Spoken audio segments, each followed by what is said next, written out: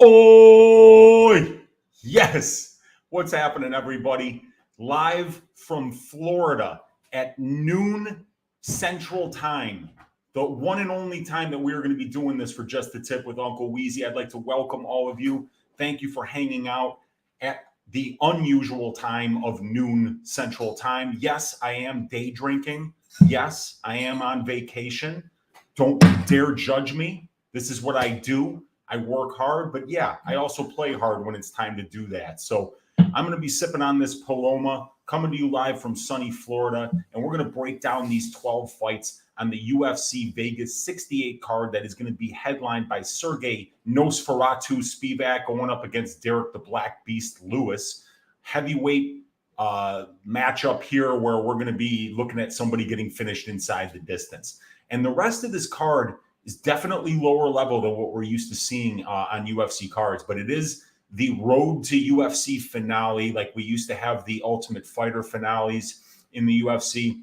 Now we have got this road to UFC finale here where we're seeing some fighters from Southeast Asia, from India, from the Far East as well. And we've got some really interesting prospects on this card, and a couple of, like right now, Japan has got some great young prospects, and we're going to see three of them on this card with Tatsuro Taira, with Nakamura, and with Kinoshita. These guys are all really good, and the future of Japanese mixed martial arts is definitely very bright, a lot brighter than what you can see my face right now, because there is so much sun here that I just can't really do this with my face being illuminated. But I'd rather have you look at the beautiful scene behind me here in Cape Coral, Florida, where I am vacationing, celebrating my dad's 80th birthday down here, which was January 31st. So Dad, happy 80th birthday and happy UFC Fight Week to all of you out there. I'm going to share my screen with you guys and show you what I have been doing over the last 6 weeks. I have completely rebuilt my database of UFC stats here to include some statistics which I did not have access to before, which include the distance striking statistics, and then the target ratios by head, body, and leg of all significant strikes thrown. So this was a huge project for me, and I'm just about getting finished with it here. I've rebuilt 4 templates. I'm going to be displaying the stats a little bit differently going forward and changing the Patreon going forward. The Patreon is scrolling on the bottom of the screen right now. I plan on this being the best analytics-based UFC Patreon for UFC bettors that is available right now. I've done all the work myself. I haven't had to outsource any of this work, so I can offer it to you cheaper than what anyone else would be able to do. So I'm really looking forward to sharing this product with you going forward. These stats are a little bit different here. We've got the significant striking stats in the middle there, but below that, we also have the distance striking stats, which are very important when we're going to be breaking down striker versus striker matchups, because it gives us a much deeper look into what ratio of their time they spend at distance striking range, what the accuracy is while they're at distance striking range, the power numbers at distance striking range. These are all things that are going to be very helpful when we analyze certain types of matchups. And then also we're going to have all the stats that we were already used to having here on the screen. So I'm really looking forward to sharing this with you guys. I also have a new prop template, which I'm just finishing the work on now. I only have it completed for 2 fights this week, but the Patreon that I'm going to be offering going forward, I plan on being the best analytics-based Patreon for UFC bettors that will be available, and I'm looking forward to sharing all that with you over this next month, and we set it up to start on March 1st, going forward with the new products that will be available. So appreciate 23 of you hanging out with me here at not the usual time for Just the Tip with Uncle Weezy. Let's see what's going on with you guys in the chat right now. We got Victor DeJesus in the room, and I also saw Mushroom in here earlier, and I saw somebody else in here earlier. I forget who it was, but appreciate you guys for showing up early. And then Vic says, "Oi, yes, what's up, Weezy in chat? Happy Mandy Bum Fight Week." Yeah, this is we got some treats here because there are some good prospects on this card, but then there are laughably bad fights. Like Ji-Yeon Kim, who I call, who's known as Fire Fist, but I call her Missing Fist because she couldn't hit the broadside of a barn. And then she's going to be facing off against one of the worst mixed martial artists that's ever been produced at this level, one Mandy Bum, whose name just sounds too similar to bum for us to pass up that low-hanging fruit joke, which I will be revisiting time and time again over the length of the stream. So, Victor, good to see you in here, my man. We've got Austin G saying, haven't caught you live in a bit. Let's go. That's why, I was going to do this last night, but I wanted to, since I was on vacation and it's been a little bit of a different flow for me this week, and also that I'm trying to finish up this massive data import project that I've been doing over the last 6 weeks. So it's been a very odd week for me being on vacation, trying to finish up these stats, trying to finish up what I usually do to get ready for Just the Tip, to get ready for Stat Diggers, to get my stats out for the Patreon members. So I figured it'd be cool to do it in the daytime and give some different people an opportunity to check me out live when they don't get to do that usually. So good to have you hanging out with us live here, Austin. We got DFS by the numbers. My guy Brady saying, "Oi, what's up, Brady? Good to see you in here." We got T saying, "Oi." Finally catching this live. It's on at 5 a.m. Let's break these matchups down so we can stack cash tickets like flapjacks while sipping on the bookies' tears. I love it, T. Thanks for joining us today here. Zero Miedo, my guy, saying nothing better than Uncle Weezy with my morning coffee. I got my morning Paloma here. Zero Miedo. Let's enjoy our beverages and talk about these fights. All right, we got my guy T saying also happy Mandy Bum fight week to all those celebrating. We are celebrating. This is what we do. We're degenerates, and we celebrate Mandy Bum fight week here. We got my guy Lou Betya, who I owe one for filling in for me on the Pub Sports Radio DFS show this week, giving us a hearty. Oi, what's up, Lou? Good to see you in here. We got Dope Space Cowboy saying, don't bet on Kim, boys. You'll be saltier than a quarter pounder with cheese if Bum fucks up your parlay. And DFS by the numbers says, yes. Dude, I agree with you, Dope Space Cowboy, man. I mean, I think Kim wins this fight, and I think she might even look minus 250, minus 300. There's a good possibility of that, but we have to remember what the fallout will be if it does go tits up. Because these things happen, you guys. It doesn't always go like it's planned. We can break down the stylistic components of a matchup, but Ji-Yeon Kim could have an injury that we don't know about. She could have had just a brutal weight cut. It could have been the wrong time of the month for her to do that weight cut. She could come into the cage completely compromised, and Mandy Bum might win a close decision. So, yeah, I mean, you guys know I don't lay big juice on women's MMA, and I certainly don't do it when it's a fighter the quality of Missing Fist Kim. So, yeah, I'm going to be staying away from that fight, everybody. We got Bob Spikermans from across the pond saying, Weezy, the big boss. Damn, I got to work, unfortunately. Yeah, I hear you, man. It's a different time. It's going to be a different crowd catching me live this week, but I'm really happy to be here with you guys at the unusual time. Bob saying, enjoy the vacation, boss, and gratitude for still putting out this content for us. Man, class act. Dude, I appreciate you, man. I didn't want to not do a show this week, but I also had so much work to do to get this massive stats import finished.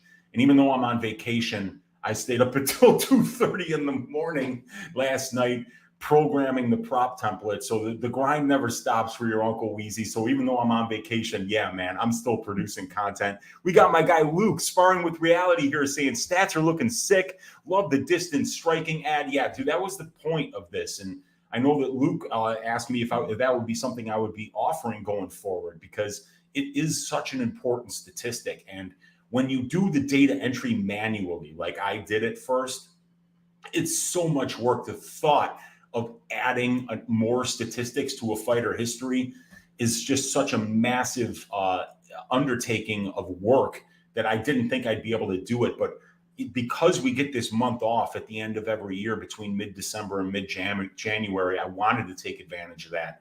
Because I'm a stats guy, because I'm offering a Patreon, with analytics for UFC bettors, I wanted to have all the stats. I had to have all the stats, and I had to find out a way to do it where there would be no errors, no data entry errors. So I undertook that task. And here, I'm not even going to share my screen with you guys. I already am sharing it, but this is what I did, everybody. And oh, it's not going to share that. That's unfortunate. You can't see it right now, but because I'm only on one screen here, I don't have the technology that I usually have when I'm doing the show, so I can't share more than one screen at the moment. But yeah, I imported over 4,800 fights and the data from all of those fights from January 1st, 2013 until the present. And we're going to have all that information now available to us, benchmarks in every division, and the prop template, which is this is what the prop template looks like right now.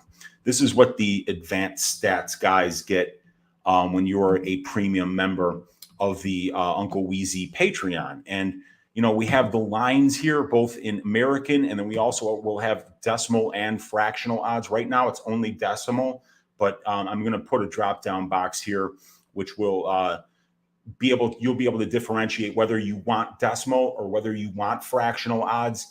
You'll be able to choose that in a drop-down box, and then it will give you either one. But we get the implied probability of the betting line right here.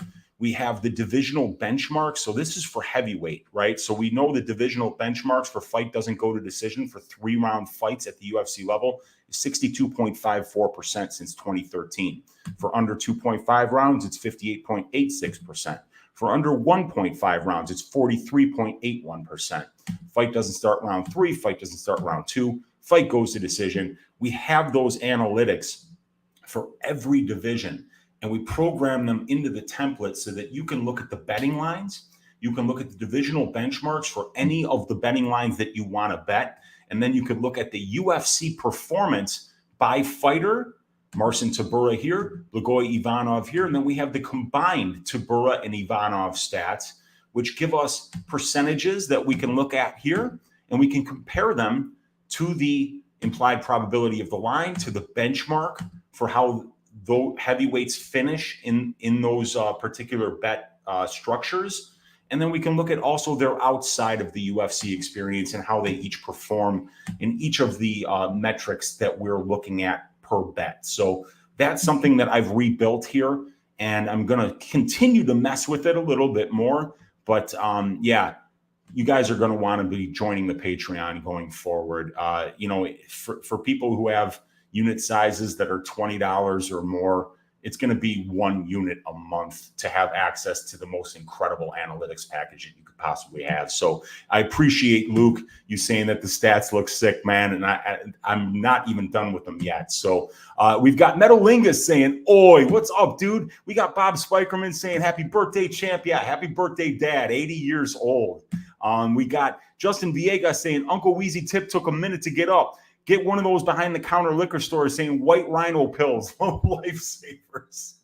There we go, Justin.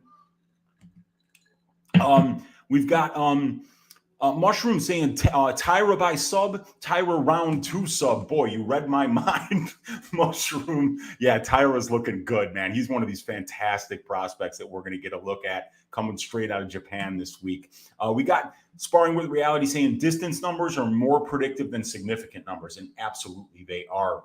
And what the cool thing is, because we already have all the control time numbers, now what we're doing is we're taking those distance striking numbers, and then we're also computing the distance striking numbers within the time spent at distance, which is so important when we're looking at this data, because distance striking per 15 minutes doesn't mean anything if you're including control time positions for and against. So now we're stripping out those control time positions, and then we're purely analyzing those distance striking numbers based in the amount of time that each fighter spent at distance in their UFC careers. It makes it such an important stat to track.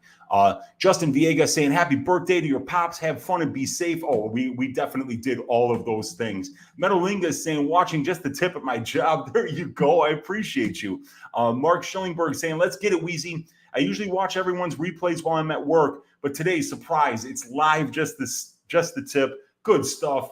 Oh, thanks, Mark. We got Not Addictive saying the problem with your channel is you always have too much information on the screen at one time, in my opinion. Yeah, it is a lot of information, but when you join the Patreon, you could look at that information in your own time and figure out what information means the most to you. But I'm just showing you guys the product that I offer, and I know it's a lot of information, but frankly, the more information that we have access to, the better decisions we can make.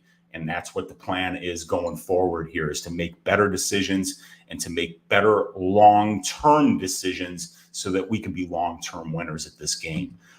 We got Mushroom saying, at Victor de Jesus, what's up, Vic? We got Buffalo on the beat saying, Weezy, have you seen the video of Adele's first ever IG live? She yells, oi, to her kids. I feel you'd be really proud or really turned on. Either way, definitely check it out, bro. I will. Oi is just a classic way to address somebody. I love it. We got VP Majors saying, just got off work, eating a Chipotle bowl, ready to listen to what my Uncle Weezy thinks about this card. Thank you for hanging out, VP Majors. We got Non-Addictive saying, although very good work. I appreciate you, Non-Addictive.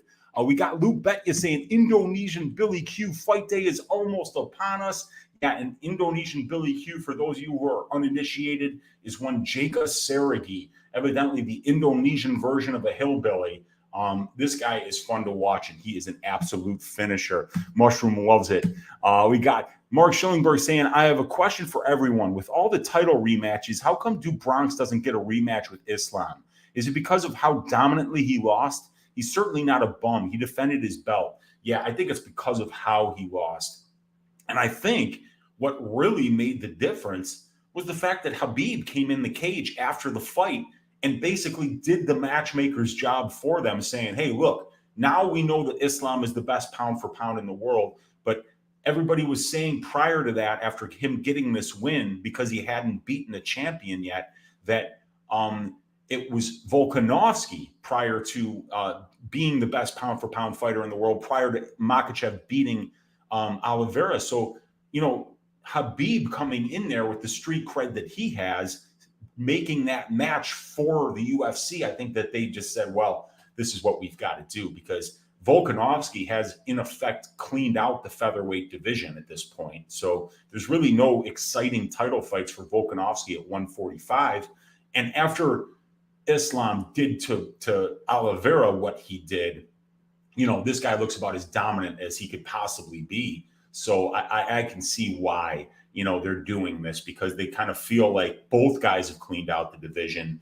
And, you know, to have two dominant fighters squaring off against each other in a super fight is probably the best thing going forward. And then they can figure out who they want to defend it against going forward. If the result that we kind of all think is going to happen, which is our guy Makhachev getting a win, then they can plan what the future of each division is going forward. We've got King of NPCs in the room saying, oi, what's up, King? Good to see you in here. We got Dan Goldstein saying, what a fucking treat. I made a live session, Uncle Weezy looking like he's on an ISIS bunker video. Yeah, dude, I know the light isn't quite right, but look, focus on that sun behind me. Focus on the boats. You know, focus on the palm trees. It's just a beautiful thing. You don't need to look at my face when you've got this beautiful scenery behind my face and the beautiful scenery on the screen. Look at those beautiful stats, you guys. How does it get any better than that? We got Victor Jesus saying, Mushroom, my guy. We got Mark Schillingberg saying, probably a better question for next week, but I just thought of it. Yeah, man. Hey, I answered it, and I think it's a great question. And I think I'm glad that we addressed it. And we got Moy's Audio in the room with the carousel in here. What's up, Moy's? Good to see you in here. We've got Dan Goldstein saying also, good morning, gentlemen. We've got Mushroom saying that Dan Goldstein. What's up, Dan? Cole Stein saying, oi, thank you for the great content, Weezy. Let's stack some late night flapjacks. Let's do it, man. We got Dan Goldstein in the room saying, what's up, Shroom, my guy? I got to go and train about 45 minutes, but I couldn't pass up hanging out here for a hot minute. I miss a lot of these lives. Dude, it's always good to have you in here, Dan. And then ring a ding ding. My guy Tajik Bey with the $20 donation saying, good luck on Saturday, Weezy.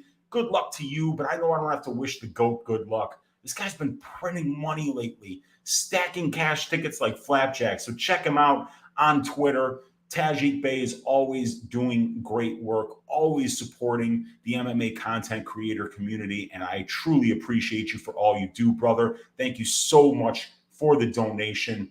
Let's go. We got Mushroom saying, Dan Goldstein, enjoy, Dan. We got Mark Schillingberg with the GOAT there. We got Millen saying, oi, happy birthday to your dad. Belated, but happy birthday. Appreciate you, Millen.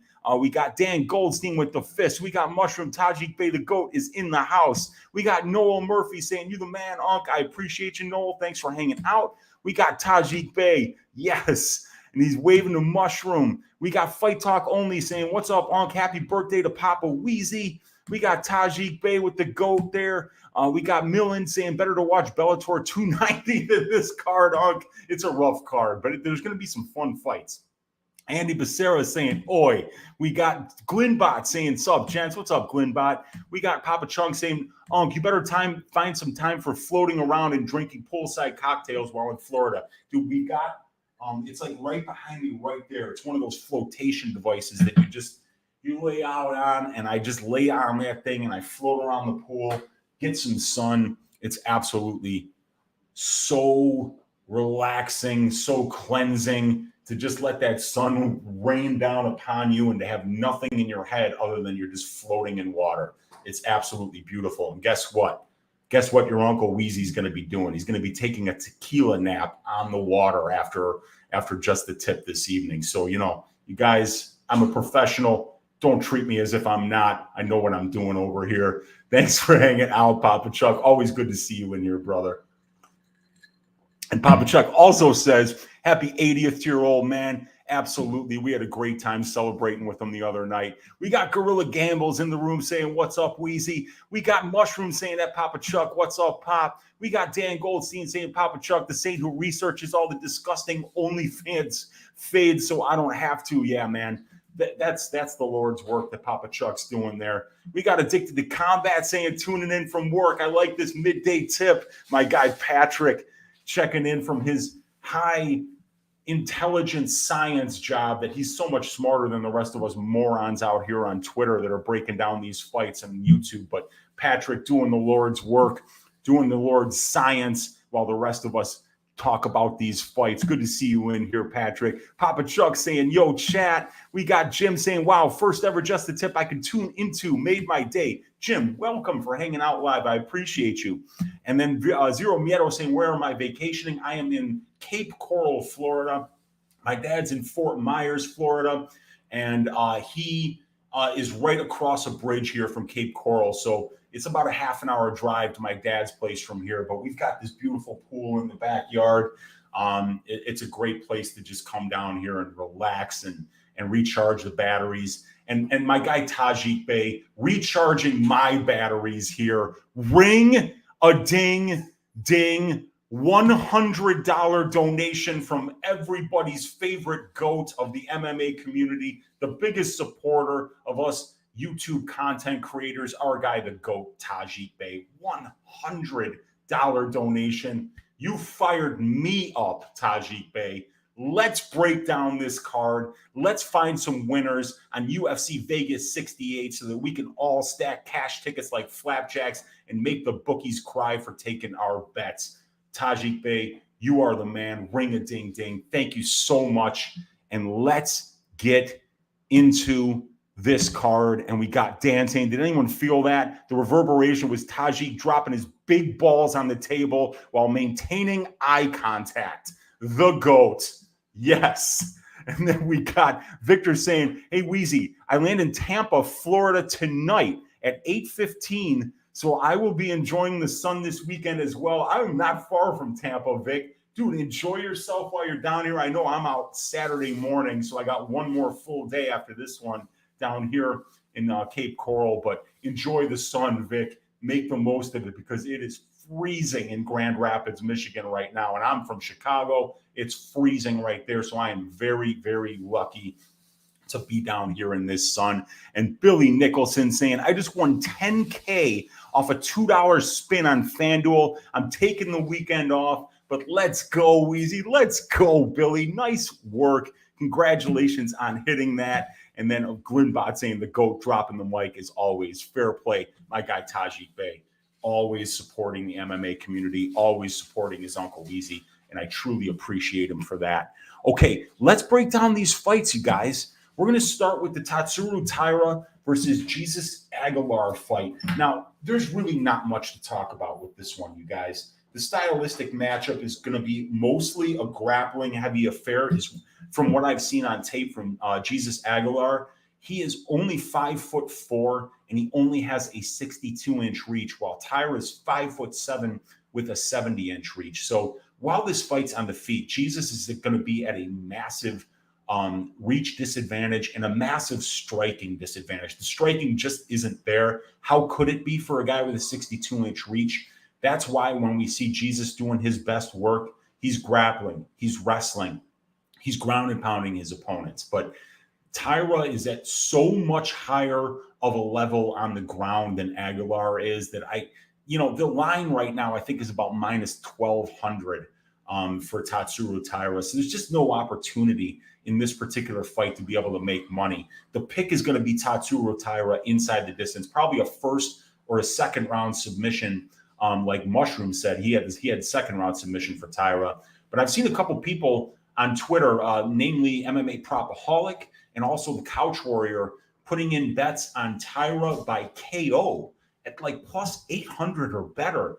And I mean, I think that's a fantastic look because this could be a ground and pound knockout. But let's not forget, because Aguilar is at such a reach disadvantage here, and when you watch his wrestling on the regional scene, he's getting a good amount of his takedowns stuffed. And I don't think that this dude wants to be anywhere near the ground with Tatsuro Taira. I just don't see a path for Aguilar here. Taira's the prospect. He's the better striker. He's the way more dangerous submission grappler.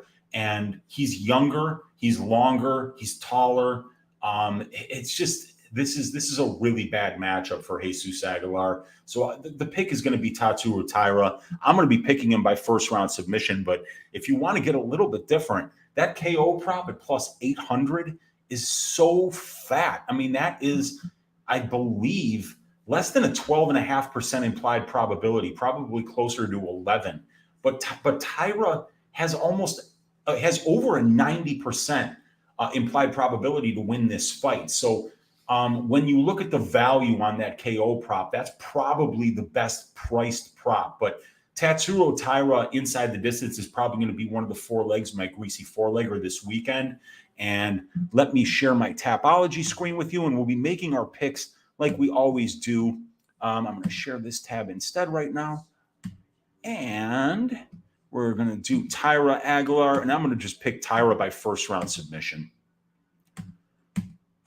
Yeah, look, we can't do much with a minus 1,200 line, and I don't like laying more than a 50% implied probability on anyone to win inside the distance. And I don't think we've ever seen Aguilar finish in his career. So, it's a risky play to lay more than a 53, 54% implied probability that he does finish the fight inside the distance. But man, it's hard to picture Taira letting this kid last with him for 3 rounds because, Aguilar is very sloppy with his wrestling and his jiu-jitsu on the ground. He definitely does find himself in positions that with better grapplers, he'd be getting submitted or ground and pounded out. So I do see that happening here. So let's just move on to this next fight. And we're going to go to the Junyong Park versus Denis Tiuliulin fight. And this is a very interesting one here for me. When we go through these tail of the tape stats, we're going to see that Tiuliulin is for sure the more natural middleweight here, as he's 3 inches taller and he's got a 4-inch reach advantage here. This is an orthodox versus orthodox matchup. And we've got Tiuliulin, evolved gym out of Russia, but he also trains at Extreme Couture and is one of the main sparring partners of Sean Strickland. And then Junyong Park out of Korean top team, South Korea here. And we see that Junyong has got 3 more professional fights, about 90 more minutes in the pro cage, but they've both been a pro for the same amount of time. So it's definitely Tiuliulin who's been a lot less active as a professional, while Junyong Park in a 9-year career has fought 20 times Tiuliulin in a 10-year career has only fought 17 times. So a lot more active for Park. And he's got the UFC experience advantage by a mile with 5 more UFC fights and about 70 more minutes in the UFC cage. Tiuliulin's got a 90% finish rate, though, as a pro. 9 of those 10 wins inside the distance, all of them by knockout. While we see Park is finishing 1 of 5 wins inside the distance at the UFC level, and about 60% of his 15 wins are inside the distance. So it's Tiuliulin who's the more aggressive finisher, and both of these guys are getting finished inside the distance. Jeong-Yeong Park has 2 losses at the UFC level. Both of them are finishes, and Tiuliulin's only loss at the UFC level was a finish. So when you see high finish rates like that, and especially high finish rates against, it's a good spot for a fight doesn't go to decision prop here. And I could see this one finishing inside the distance. We see that Jeong-Yeong Park, though, is undefeated in decisions. He's 4-0 at the UFC level in decisions, while overall, we see Park 6-2 in decisions, but Tiuliulin 1-2 in decisions. So it does show that Tiuliulin's a little bit more of a moment winner, while Park can be more of a minute winner at this level. When we look at these distance striking stats, we see 7.56 landed for Jeong-Yeong Park per minute, which is this number right here. And we see that he's absorbing 6.27. He's got a 55% distance defense and a 47% distance accuracy. So we see him throwing 15.87 while his opponents are throwing 13.98 significant strikes per minute. And we see Tiuliulin out-voluming his opponents at distance, but getting outlanded at distance and only showing a 44% distance defense and a 38% distance accuracy. But because he's the natural middleweight, I do see that it'll probably be Tiuliulin who has the power advantage here. So I think that this fight is going to play out a little bit closer than what the odds are saying it's going to play out right now, because Jeong-Yeong Park is minus 210, minus 220 on a lot of these books right now. We can get Denis Tiuliulin at about plus 190 right now on Bet Online. That's almost a 34% implied probability, maybe 35. So it's a good number. You're getting a lot of value there. And we noticed that Park doesn't shy away from getting in the pocket and swinging with his opponents. And Tiuliulin is just going to be the guy who hits a lot harder. He's going to be longer. Striking looks good on the feet. Park doesn't have that natural power for this weight class, but he's an excellent boxer. So I could definitely see this being a good decision-only prop potential here for Jeong-Yeong Park. But I think that Tiuliulin will have more finishing equity here. And because Jeong-Yeong Park doesn't shy away from a war, from throwing bombs in the pocket, I could see Tiuliulin, finding areas where he lands big shots and potentially knocks down Park or has the opportunity to finish this fight. Because from what I've seen from Tiuliulin, he can be controlled on the ground, but Park isn't this, next level wrestler. He's small for the weight class, and the guys that he's having wrestling success against have no ground games at all. Tiuliulin was stopping takedowns from Kizraev. Tiuliulin's been in the cage with Ali Skarov in Brave. He's been in there with much better grapplers that are better wrestlers than what Jeong-Yeong Park is. But still, I do think that Jeong-Yeong's going to be the better minute winner here. But I'm going to make the Denis Tiuliulin upset pick here. I'm going to be picking Denis Tiuliulin to win this fight by second round knockout here. And let me share this tab, and we'll get this here. And I'm probably going to be placing a money line bet on Tiuliulin to win this fight. Because I like that plus money number, and because I think Jeong-Yeong Park is going to struggle to win minutes in the grappling here against Denis due to the size disadvantage that he's going to be at. And if he's unable to do that, I think it's going to be a striking war. I think that Tiuliulin is going to be very live, because even though he might land less strikes, he probably will be landing the more eye-catching strikes. And Tiuliulin does pressure, and I could see Jeong-Yeong Park struggling with that. If he's not allowed to plant his feet and throw in combination, we could see Tiuliulin's pressure getting to Jeong-Yeong Park. So I'm picking Denis Tiuliulin to win this fight by second round knockout. That is the first upset of the week that I'm going to be picking. Let's go to this next fight, which is going to be Ji-Yeon Kim going up against Mandy Bum. This is a rough one, you guys. And once again, this is one that I don't really know what we can do with this. I think Ji-Yeon Kim wins this fight. I think she's going to be, I know that she's going to be longer. She's got a 1-inch reach advantage here. She's more experienced, 7 more pro fights, 7 more fights at the UFC level, 100 more minutes in the UFC cage. She's got more power. She's definitely the more powerful striker here. And when we look at the distance striking numbers, we could see over a large sample size of fights, we see 104 minutes spent at distance at the UFC level here for Ji-Yeon Kim, which is 80% of her UFC cage time she's spending at distance. And she lands just a little bit more than she absorbs, and she throws a lot more volume per minute than her opponents do. She's throwing 3 more distance strikes per minute than her opponents do, and she's landing about 1/10 more distance strikes per opponent than her opponents do. While Mandy Bum is landing 3.87 and absorbing 5.21. So she's getting outlanded by about 1.5 significant strikes per minute. She's getting outthrown by about 4.4 significant strike attempts per minute. Her takedown defense is 28.57%, but that won't matter here because Ji-Yeon Kim has never even completed a takedown at the UFC level here. Ji-Yeon Kim wants to keep this on the feet, and I think that she's just been in there with scrappier strikers. That war with Priscilla Cachoeira was fantastic. She's been in there with Molly McCann. She's been in there with Alexa Grasso. These are the 3 of the last 4 losses, and then the last one against Jocelyn Edwards. Edwards had just fought at 145, I believe, against, if it was Ramona Pasquale, I believe. So she had just taken that fight and then took the Kim fight because Kim's opponent had dropped off. So Kim wound up having to move up to 135 to take that fight. And then Jocelyn didn't even make weight. So I think that fight took place at 139 pounds. So I don't really put too much into the Edwards loss, and that was a close fight. The Cachoeira fight was a close fight. The Molly McCann fight was a close fight. So she's just been in there with much better strikers than Bum. We can't count on Bum's ground game here. As she's attempted 5 takedowns at the UFC level, but completed none of them.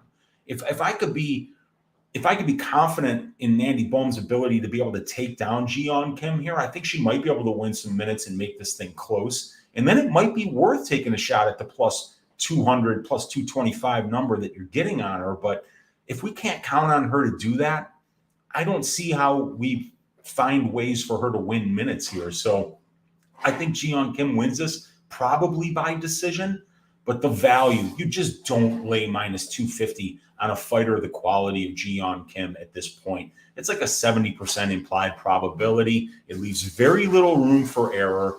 And I can tell you, as somebody that studies these long-term trends, laying that kind of juice on fighters the quality of Ji-Yeon Kim is just not good enough. Stay away from this fight because the plus money is not big enough to be tempted on a bet on the Mandy Bum side. And you just don't lay that kind of juice on Ji-Yeon Kim here. And maybe you try the decision bet, but then you got to, really worry how durable Bum is. And we saw her get in a lot of trouble with Ariane Lipsky. Lipsky was coming close to finishing her at certain points in that fight. So, yeah, the pick is going to be Ji-Yeon Kim by decision, but I will not be touching this fight with a 10-foot pole.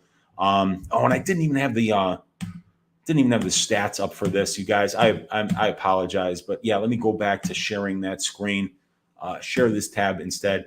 Here we see the 6.596 strikes landed, 6.5 absorbed at distance, 18.54 thrown, 15.37 coming back her way. And then we see the numbers where Bum lands 3.87 but absorbs 5.21. Throws 10.31 per minute at distance, absorbs her opponents are throwing 14.71. Low volume, low accuracy, and just not a lot of power either. And Kim definitely has more power. So, yeah, I do see this being a Ji-Yeon Kim decision.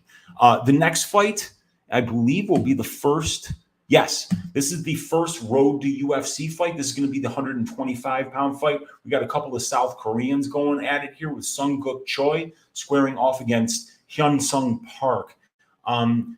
The difference between these two fighters is the finishing rates, right? We see that Seung-Guk Choi in his 6 professional wins and 74 minutes in the cage has a 33% knockout rate, but he's 4-1 in decisions. So 5 of those 7 fights have went to decision for him, and he's winning at an 80% clip in the fights that do go to decision.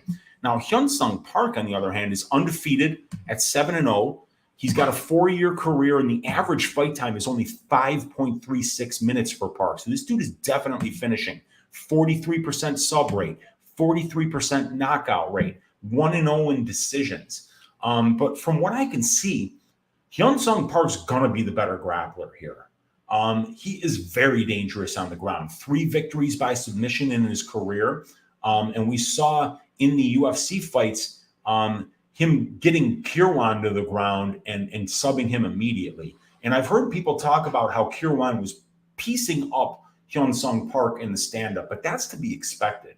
Tapnoi Kirwan is an excellent Muay Thai practitioner, and he's a fairly one-dimensional mixed martial artist. So, you're going to lose minutes on the feet to Kirwan because he's a little bit deficient in the grappling exchanges. But Hyun-Sung Park, when you look at his striking outside of that Kirwan fight, it looks good. He knocked out Dong-Hyung So. He knocked out Ji-Yeon Kim. He knocked out Jeremiah Sirigar. So we can see this guy landing big shots on the feet. That shot that he landed against Sirigar on the road to UFC was very impressive.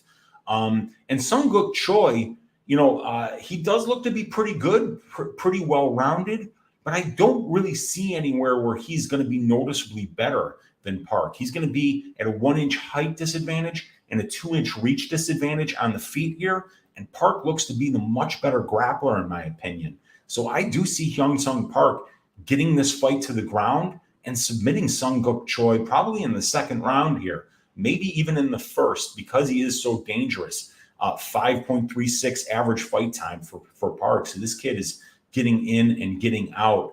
And we have seen Seung-Guk Choi has never been finished in 7 professional fights, but this is going to be the biggest name that he's faced. I think that this is going to be a really fun fight, but I do see Hyun-Sung Park getting this job done inside the distance here. I just think he's a little bit better everywhere. So I'm going to be picking Hyun-Sung Park Peace of Mind by first round submission, I'm going to say. I think he's going to go out there and get this job done. Next fight. Ooh, boy, this is a fun one, you guys. I had a lot of fun watching tape on these guys. So I'm going to share this tab instead. We are going to the Toshiomi Kazama versus Rinya Nakamura fight. This guy, Nakamura, is a great prospect. Like I said at the beginning of the show, 3 fantastic Japanese prospects on this card. Taira, Nakamura, and Kinoshita. And this guy, Nakamura, 27 years old, going on 28 in March. 5'7", 68-inch reach, a southpaw. This guy is a Japanese national wrestling champion, and I believe an under-19 world champion. This guy's wrestling is world class.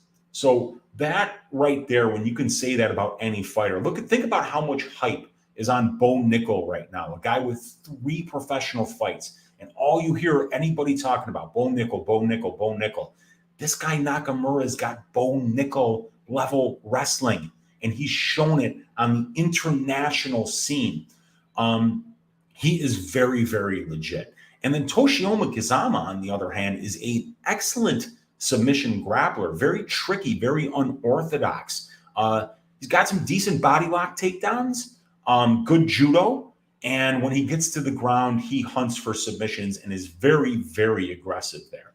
But I don't see Kazama being able to take down Nakamura because Nakamura has been stuffing takedown attempts from some of the best wrestlers in the world for several years already. So Nakamura is going to have the far better stand-up here. He's the southpaw, so he's going to be even more at an advantage on the feet because a lot of guys don't find time to spar with good southpaw strikers. And Kazama is mostly a grappler, so I see Rinya just really piecing him up on the feet. And the striking from Nakamura is excellent.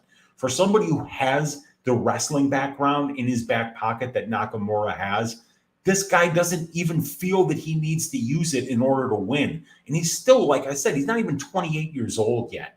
So Nakamura looks like a finished product already. The wrestling is there. The power on the feet is there. The striking technique is there. He's a southpaw. And whenever he doesn't like how it's going on the feet, he has the wrestling to change the position of the fight, to put it someplace where he's going to be more comfortable and his opponent's going to be less comfortable. So Rinya Nakamura is one of these prospects that's very, very exciting, has a super high ceiling, but still only has 6 professional fights. The length of his pro career is 1 year and 8 months, you guys. So we still need to see more from Nakamura. And, you know, a guy like Toshiomi Kazama, only a 2 year and 6 month career, but these guys have been active. Kazama, 12 fights, you know. He's fighting more than 4 times a year. And Nakamura, 3 times a year, 1 year and 8 month career, but he's got 6 professional fights already. So we don't have stats from official UFC fights from these guys yet, but it's going to be Kazama with a 1-inch reach advantage here, but Nakamura is the southpaw. Kazama has the experience advantage. 6 more professional fights and about 60 more minutes in the pro cage. And also, you know, Nakamura, while he's got a 83% finish rate, Kazama's got an 80% finish rate. Kazama has been finished in 1 of 2 losses. And, you know, when you got a guy with a 4.53 average fight time here, compared to a 7.2 average fight time for Kazama, we might be looking at a fight that finishes inside the distance. So I am going to be picking Rinya Nakamura to win this fight by 2nd round knockout. So the hybrid Rinya Nakamura is a very, very talented fighter, and I simply cannot wait to see what this guy has in store for us at the UFC level, because he is a very, very exciting prospect. Okay, so I'm just going to show you that real quick. Nakamura by knockout, round 2 is the official pick for this one. So I'm going to share this tab instead, and then I'm going to look at something here real quick. All right, sweet. Let's go. And then my guy Wong Yun saying, Weezy has all the stats. His Patreon is well worth it. Thank you for the commercial there. I appreciate that, Wong Young, and I am working really hard to make it even better going forward. And we got, who's this here? We got Justin Viega saying, never knew what Bone Thugs and Harmony was saying at the beginning of Crossroads. Was they saying, boom, boom, boom, boom, boom, boom, tell me what you're going to do? It could be, but I hope not. Because, boy, to let Mandy Bum be the subject of any of your songs shows that you might be out of good material. You know, it might be time to maybe just for your band to break up. If that's the best that you can do, time to try something else, another hobby. Oh, my God. Wow. And we got French Potato saying, Weezy about to catch a flight? No, I am not. I have just got the sun behind me here in Florida. I've got a pool right behind me. I've got some palm trees right behind me, and I am relaxing on vacation, talking about some fights with you guys. Next fight is going to be Jeong-Yeong Lee going up against Yi Zha. So this is South Korea against China here. We have got Jeong-Yeong Lee, nice measurables advantages here, as he's 3 inches taller than Yi, and he's going to have a 3-inch reach advantage. We got both of these guys as orthodox fighters. Yi Zha, much more experienced, though. Like a lot of these Chinese fighters, he fights all the time. 20 professional fights in less than a 7-year career. So Yi Zha's been very, very busy. He's got 120 more minutes in the pro cage than Jeong-Yeong Lee and 10 more fights. So he's a lot more experienced. And both of these guys are finishers. 7 of 9 of Lee's fights have finished inside the distance. And it looks like we've got about a 76% finish rate for Yi Zha in 17 wins. So 13 of his 17 wins have come inside the distance. I see this being, almost kind of a striker versus grappler matchup here. Is Jeong-Yeong Lee is a pressure fighter. He comes forward, he's got bombs in his hands, and he looks to throw down and really drag his opponents into wars. He can trust his chin. He'll get dropped, but he'll drop you too. And he hits very, very hard for the division. Yi Zha, there's not a lot of tape on Yi Zha, so that's a problem. But we know that this guy's been fighting. He's got, some experience against guys that we've seen before. You can see this name on the list, the Karamwali Maimaiti. That was Kazama's first opponent for the road to UFC. I think Kazama beat him, or maybe I'm in a different weight class, but I know that somebody beat Maimaiti. Maybe it was Saraghi. But either way, Yi Zha has fought some decent guys. It's just that we haven't really seen much tape of him. There's just no available tape. So it's hard to know what we have here. But when people were talking about this guy on the road to UFC, we did see that the Chinese Institute was saying that he was an A prospect the day he walked in the door, which meant that he was UFC ready already, according to what their requirements are to be UFC ready. So this guy Yi's good grappler. The striking looks decent, he looks to be very well rounded. He looks the part. He's got the body. He's got that physique. He looks good on the feet. The wrestling seems to be there, and the submission grappling seems to be there, as he's won 47% of his 17 pro wins by submission. So we just haven't seen as much of Lee as we have of Yi Zha. But unfortunately, us cappers have seen more of Jeong-Yeong Lee's fights because more of them are available on tape than Yi Zha. But Yi Zha is still fighting in Wuling Fang. So he's fighting in a good promotion that has spurned a lot of UFC fighters to get to the UFC. So this is an interesting fight. I think it's going to be very close. Jeong-Yeong Lee is a big favorite here.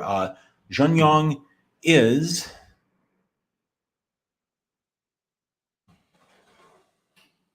minus 243 right now. So I think the Yi Zha plus 210 on Caesars is not a bad look. I think that there's some value there. We still have a lot more to learn about Lee. And not only that, first round finishes for both of his fights so far, you guys. So how much do we really know? He finished Liu Kai in the first round. He finished Zibin in the first round. So we haven't seen him against UFC level competition yet for a full 3 rounds. What happens if Jeong-Yeong Lee doesn't get that first round finish against Yi Zha? What happens if he fades in the second and the third and those takedowns start to get easy for Yi Zha? We have seen Yi get finished in 2 of his 3 losses, though, and with Jeong-Yeong Lee being such a potent finisher, I think it's reasonable to expect that we could see maybe Lee winning the first round of this fight, and then maybe Yi Zha, if he can weather that early storm, being able to get that grappling going in the second and the third, and maybe being able to win a decision in this spot. It's a great fight with 2 great prospects, but it's a bit of a show me spot for Yi Zha. I haven't decided if I'm going to pull the trigger yet because I haven't seen enough of him on tape for me to feel confident about what he's going to be able to show come Saturday here. But that plus money number on Yi Zha is very, very interesting. And I think just to be a little bit different here, I'm going to pick him to win by late submission in this fight. I'm going to pick Yi Zha to win this one by 3rd round submission over Jeong-Yeong Lee. But I think this is a very fun card. And some of these guys, we're going to be able to see them for the first time really face off against UFC level competition.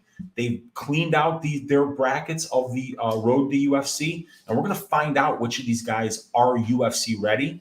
And we've just seen more tape from Lee, but Yi is the more experienced fighter. And he also appears to maybe even be the more well-rounded fighter. So at plus 210, those are the kind of chances I like to take because they do have statistical significance when it comes to long-term success at this game. So I'm looking at Yi Zha to win this fight by late submission. Let's move on to the next fight as we are going to break down another really interesting fight with guys that we don't know much of because they come from very small, very unknown mixed martial arts scenes.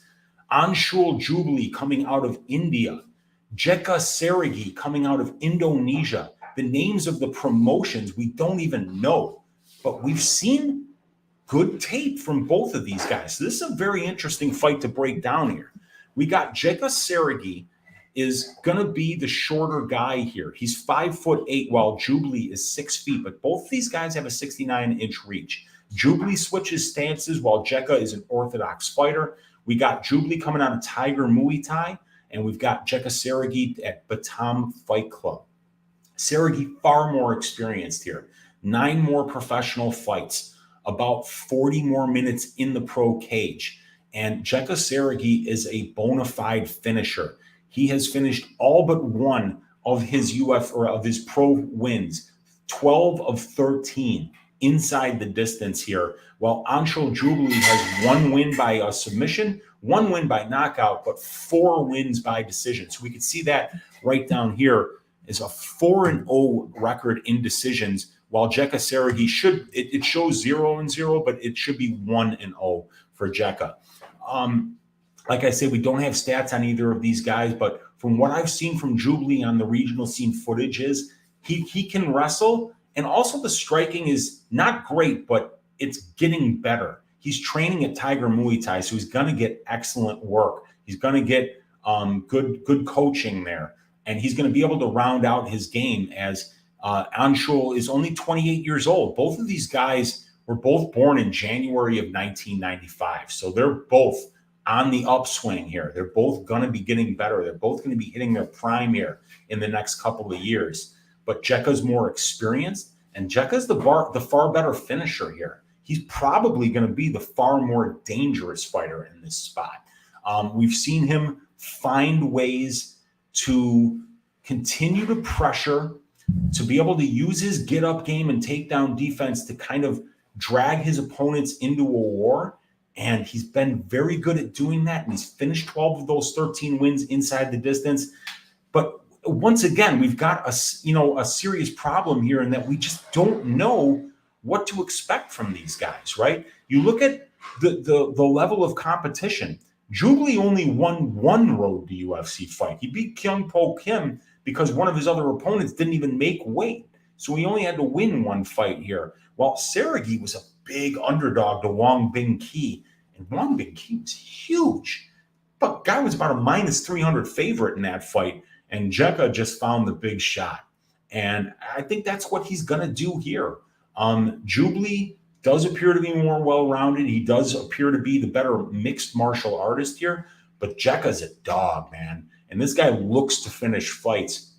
And because of that, I have a feeling that if Jubli doesn't have success with the wrestling and the control time positions in all 3 rounds, that the kind of striking that he's going to see coming his way, the unorthodox, power first, not really much paying attention to technical, just trying to take your head off, is going to make him very uncomfortable. And I think it's going to show while these guys are on the feet that Saraghi's a lot more comfortable and a lot more confident there. And we've also seen Jeka have some success on the ground as well. And we just don't know how Jubli's wrestling on the Indian regional scene is going to translate against a fighter like Saraghi. And, Saraghi, when we look at his regional scene experience, I want to point this out because I think it's important. I've got the scheduled rounds here in these fights. He had a 5-round fight against Simbulan, a 5-round fight against Angahans, a 5-round fight against Monahan, a 5-round fight against Tarragan, a 5-round fight against Simbulan again. And we got Mohammed Fouad, 5-round fight. So this guy's been a champion, and he's had 6 fights that were scheduled for full 25 minutes. While Jubilee's never even had 1 fight that was scheduled for 25 minutes, all 3-round scheduled fights. So I just think that Saraghi has prepared at a higher level thus far. He's more experienced, and I think he's going to be more dangerous. So my pick is going to be Jeka Saraghi to win this fight by 2nd-round knockout. And I can't wait to see this guy fight. Like my guy Lou Betya says, the Indonesian Billy Q, and that's what he kind of is, man. He just puts volume on people. He absorbs what they lay out, And when they get tired, that's when he comes through, and that's when he finishes fights. So I'm looking forward to this one. It's going to be an absolute scrap. And then the next fight, well, let me just share this tab real quick here, you guys. So yeah, Jeka Saraghi, second round knockout is the prediction for this one. And then next we've got Yusaku Kinoshita squaring off against Adam Fugitt. So Kinoshita versus Fugitt. Now, Fugitt's got a nice advantage here on the feet in terms of being 1 inch taller and having a 6-inch reach advantage that is very significant. However, the other stat in the tail of the tape that absolutely jumps off the page is the fact that Yusaku Kinoshita is 22 years old. Not even 22.5 yet. I mean, he's 22 years, 5 months, 7 days, while Adam Fugitt, 34 years old. So this guy, Kinoshita, is almost 12 years younger than Adam Fugitt at this point. And it's a southpaw versus southpaw matchup here. Kinoshita is a fantastic prospect. And he's only got 4 less fights than Fugitt. And but it's Fugitt who's got about 60 more minutes in the pro cage. And Fugitt the 1 UFC fight against Michael Morales, while Kinoshita will be making his UFC debut here. Kinoshita has got, I believe, 100% finish rate. I don't know why my stats aren't correct for that, but let me get that number for you guys. I believe it's a 100% finish rate.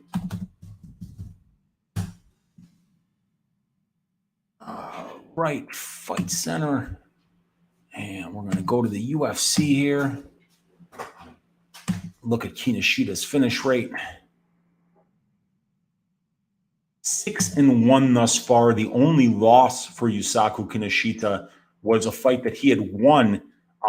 In Ryzen, foot stomps are legal to a grounded opponent, but when he went to go finish the fight with foot stomps, he grabbed onto the cage while he was stomping his opponent. That was considered to be an illegal move. And after the fight was over and after Kinoshita was called the victor initially, it was overturned to a loss for grabbing the cage. But if you watch the tape on this guy, not only is he 7-0, but he's 7-0 with nobody really having much success against him. Finished Jose Enrique Souza on the Contender Series, 43 seconds into round 3 with a left hook. And he's finished every other fight. The longest a fight has ever went is into the 3rd round with him.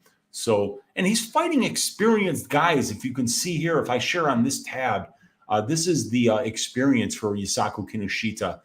3rd round finish, 1st round finish, 2nd round finish, 1st round, 1st round, 1st round, 1st round. He's getting front choke, rear naked choke, knockout, punches, foot stomps. He won with a knee against Murayama. And you look at the records, Murayama, a 40-plus fight veteran.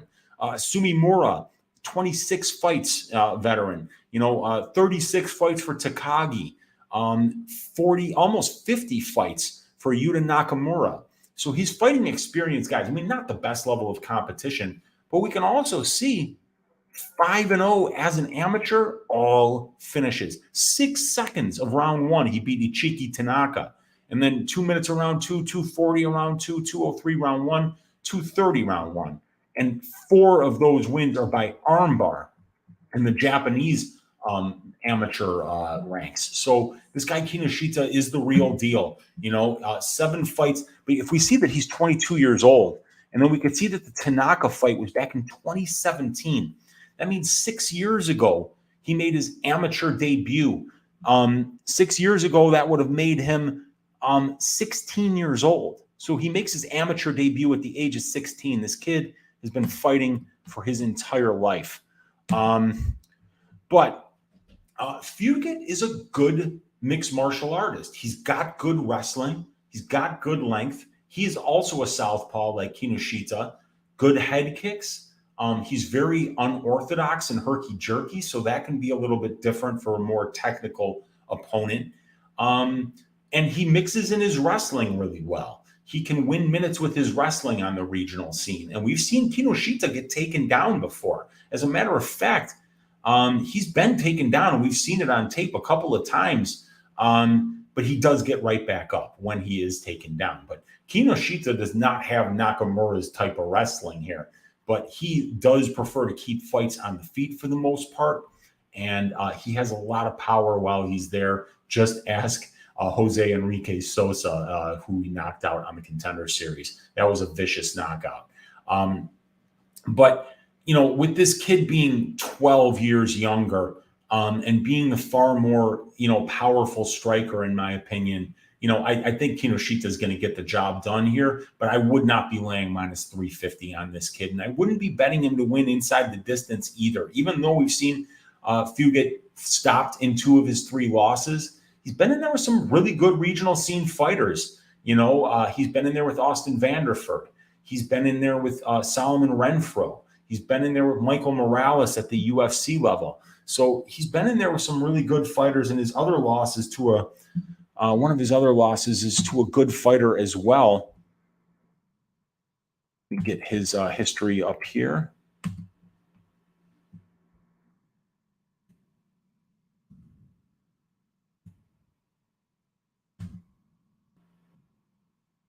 A loss for Fugitt that wasn't to Vanderford and it wasn't to Morales was to Kalen Hill. He's a guy who got a look on the Contender Series as well. So, yeah, he's fought good guys. He's fighting experienced winning fighters on the regional scene and having some success against some guys that we've seen before at this level. So I think it's an interesting stylistic matchup, but I think it was made to get Kinoshita a win. I think he will get the win, but I think it's going to be a little bit closer than what everybody is expecting here. So I'm going to be picking this one here, and I'm going to be picking my guy Yusaku Kinoshita to win this one by decision over. No, I think he's going to knock him out. I'm sorry. He's going to knock him out in round number 2. But it's going to be an interesting fight, and it's another great prospect that I can't wait to see make their UFC debut. Only 22 years old, one of the 3 fantastic Japanese prospects on this card. And then now we can go. That was the first fight on the main card. The next fight is going to be after the Kinoshita Fugitt fight is going to be Dooho Choi squaring off against Kyle the Monster Nelson. It's going to be Nelson with a 1H height advantage and a 1H reach advantage. Nelson switches stances while Choi is orthodox. Canada for Nelson, South Korea for Dooho Choi. Okay, so both of these guys have 18 professional fights. Kyle Nelson's fights go a little bit longer, so he's got about 40 more minutes in the pro cage in comparison to Choi. And these guys have got a similar amount of UFC fights and a similar amount of UFC experience.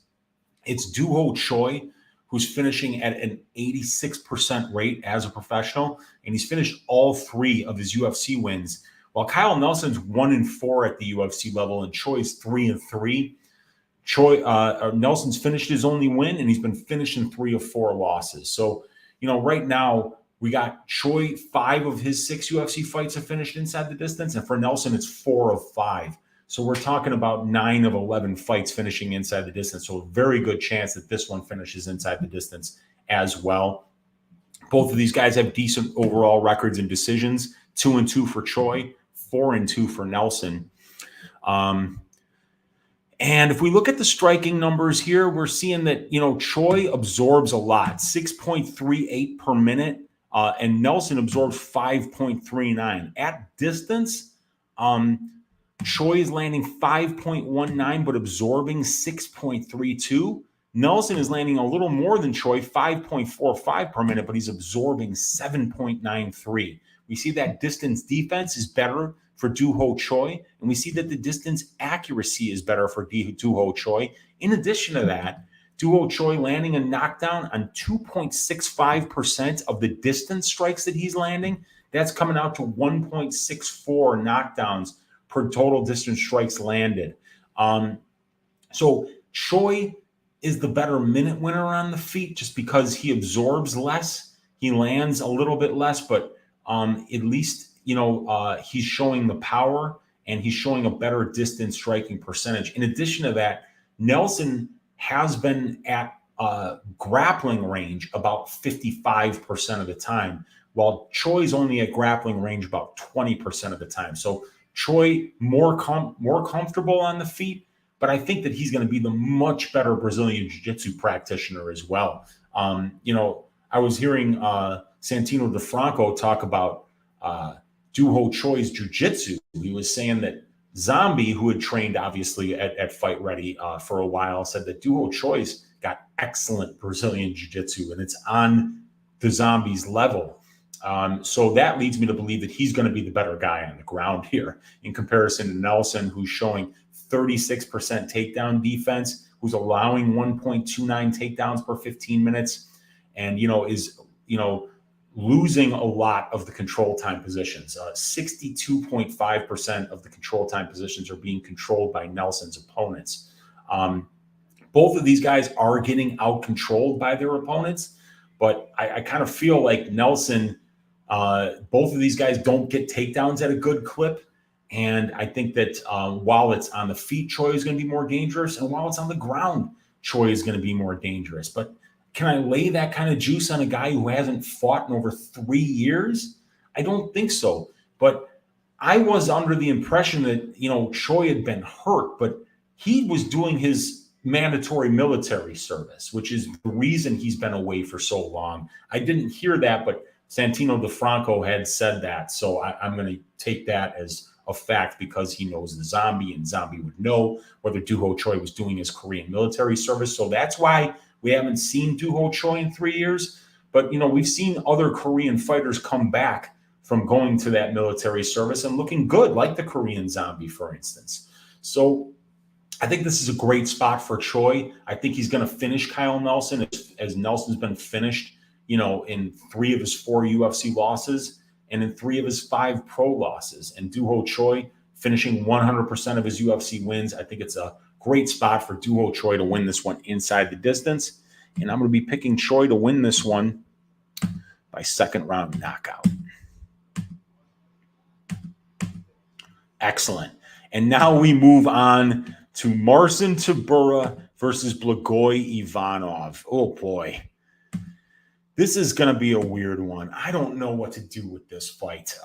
We got a couple of really experienced guys here.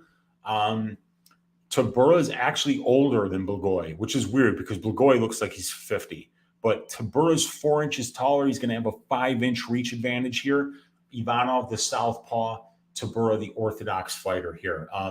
And we've got Tybura with actually 6 more professional fights, about 50 more minutes in the pro cage, while Ivanov has about 4 more years of a pro career. But Ivanov got stabbed in the heart outside of a Bulgarian bar, got jumped by multiple people. So he had taken some time away from the sport while, he healed from that vicious attack. But he's back now, and he's been back for a while.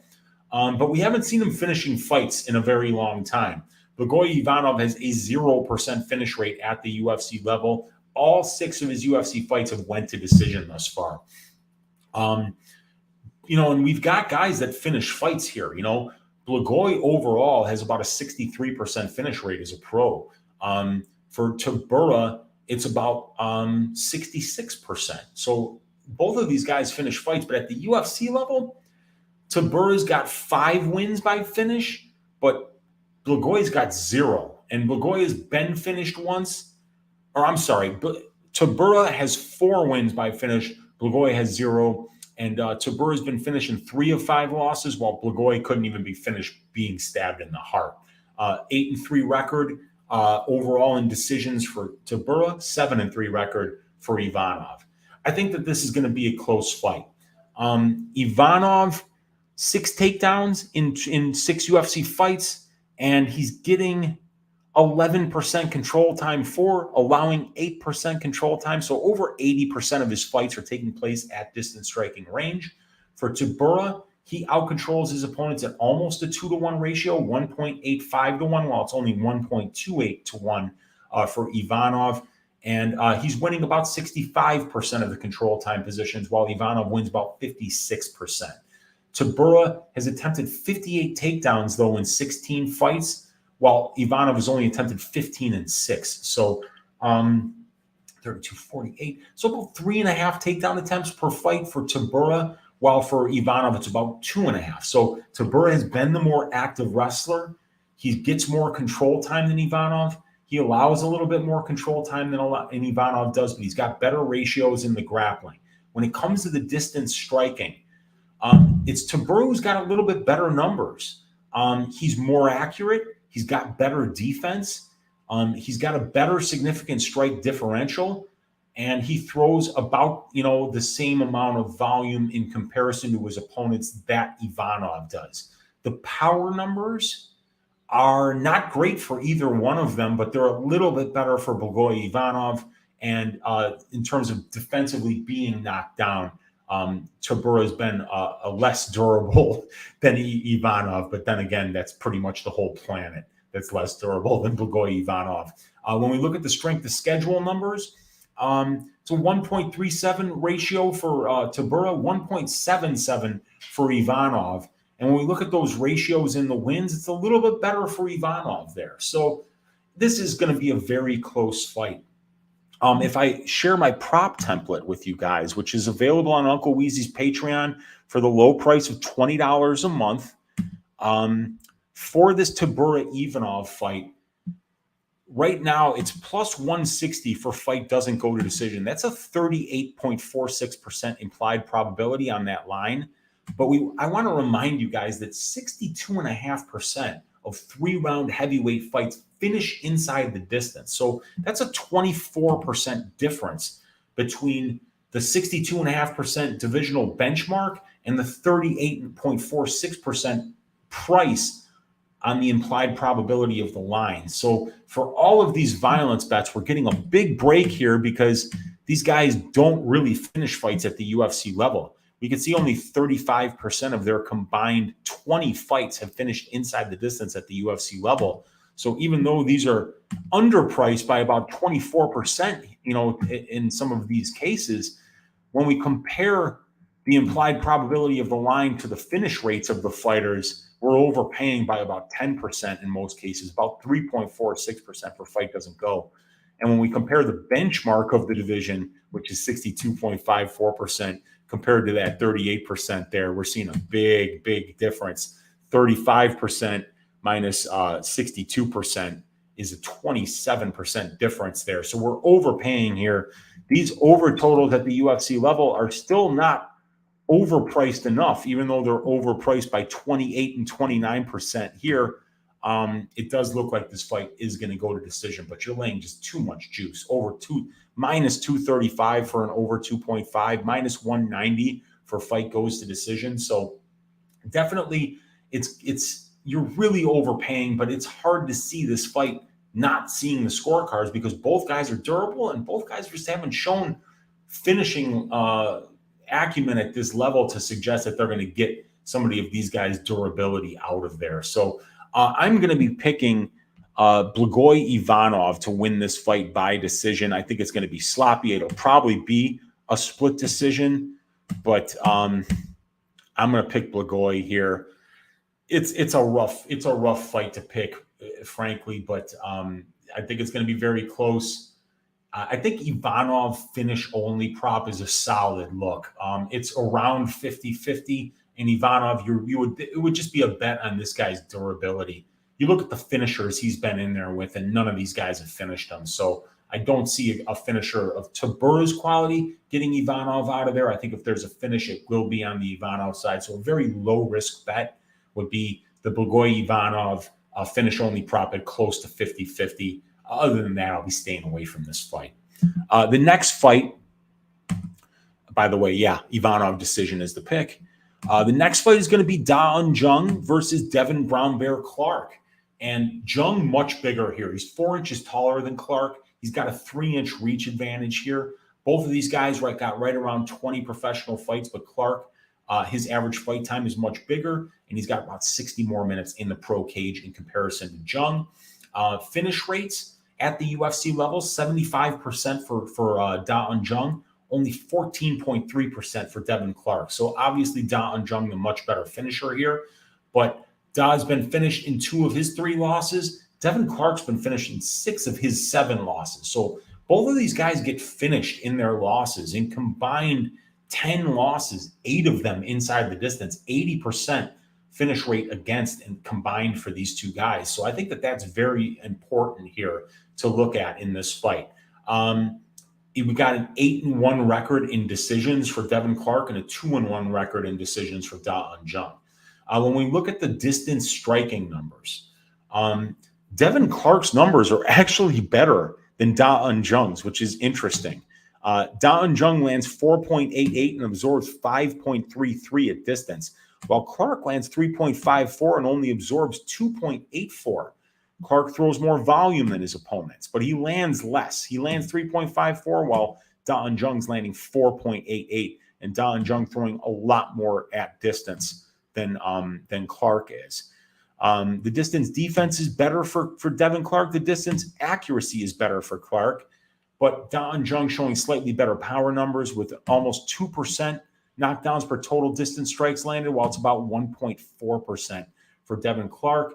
And Clark has been knocked down on 2.3% of the distance strikes that he's absorbed, while for Da Jung it's less than 1%. So even though Clark lands more than he absorbs, it looks like Da Jung will be the busier striker as he throws about 4 more distance strikes per minute on the aggregate than Clark does.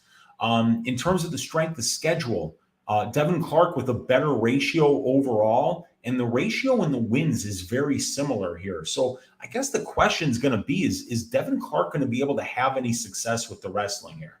Because we've seen Da Jung stuff 8 of the 9 takedowns that have come his way. He's spending about 36% of his total fights in control time positions, and he's winning 81% of them, while Devin Clark is spending a lot more time at these ranges, at the grappling ranges, right? We're talking about 61% of his fights take place in control time positions, for or against, and he wins about 56% of them. But, he's getting 2.3 takedowns per 15 minutes, but he's trying so many more takedowns than his opponents. He's landed 24 takedowns, Devin Clark has, and his opponents have landed 12 against him. So he's getting 2 takedowns for every 1 that his opponent gets, but he doesn't out-control his opponents at a 2-to-1 ratio. He's only winning 56% of those control time positions. So Clark is a lot less efficient with those control time positions than Jung is, who's winning 81% of those control time positions. And then we look at those power numbers on the feet, and you got to believe that the longer this stays on the feet, even the fights that Devin Clark wins, you guys, he's getting his chin spun around. He absorbs big shots in every single fight. But the one thing that he can do is outlast people. He can use that wrestling to grind on you. And if you try to empty your gas tank trying to finish him in the first and you're unsuccessful doing so, and Devin starts getting his wrestling going in the second, getting his wrestling going in the third, that's how he can win fights. But dude, every Devin Clark fight, he's absorbing big strikes. And he's, like I say, 2.3% of the distance strikes that he's absorbed are knocking him down. So I think that this is a great spot for Da Jung here. And I think he's going to get the job done over Devin Clark inside the distance. I think that this is going to be a 2nd round knockout for Da Jung here. And I am going to pick him right here. And I didn't even show you guys the stats again. You guys got to apologize. I don't have the technology I'm used to having here. And this is my first time kind of skipping around from screen to screen using StreamYard in this way. But yes, this is that. And I'm going to share this tab now. So these were all the stats that we had for Da Jung. This is where I was talking about him absorbing more distance strikes, but this is him only absorbing a knockdown on 0.6% of the distance strikes that he sees, while Clark is 2.3%. And then we can also see here that the ratio in the wins for Devin Clark is about the same as Da Jung. Excuse me. So these guys have beaten a similar level of competition, and Clark has more experience. Clark is the more active wrestler, but I just see Dooho Jung being a lot more efficient, with those control time positions than Devin Clark has been. And therefore, if I can't count on Clark to win large swaths of the fight in the clinch and on the ground, then I can't count on him to win this fight. So yeah, the pick is going to be Dooho Jung by second round knockout, which brings us to the main event of the evening. And that is going to be Sergey Spivac, Nosferatu, going up against Derek Lewis. We've already broken this fight down. You guys know that this was Uncle Weezy's ass shaving of the week back when they were originally scheduled to fight. And I don't see any reason to break this fight down any differently. I'm worried about Derek Lewis right now. Evidently, he lost a bunch of weight from throwing up. He couldn't show up to this fight. Derek Lewis at this point is almost 38 years old, and he's lost 3 of his last 4 fights. And we've just seen him, the one thing about Derek Lewis is that he can lose fights up until he wins them. He has that kind of power, but Derek Lewis is the definition of a guy that has a puncher's chance. We're talking about a guy with 17 UFC wins, right? And 13 of them are coming by knockout. And those decision wins are in very close fights against guys like Ilir Latifi, guys like Roy Nelson, who were wrestling him and having success getting him down and holding him down for long periods of time. But while the fight was on the feet, we saw Derek Lewis do just enough to be able to get that nod on the scorecard while losing like 10 minutes of the fight out of the 15 minutes of the fight on the ground. But the difference between Latifi, especially Latifi, and Roy Nelson, who I think is a much better submission grappler than Ilir Latifi and a much better control time grappler, is the fact that while this is on the feet, Sergey Spivac's doing really good things on the feet here in terms of landing significant strikes, staying safe, staying behind his jab, and using the aggression of his opponents to set up his takedowns. And I think that that's what's going to happen here. Derek Lewis is live to beat anybody in the world at any time by knockout. And this fight is no different.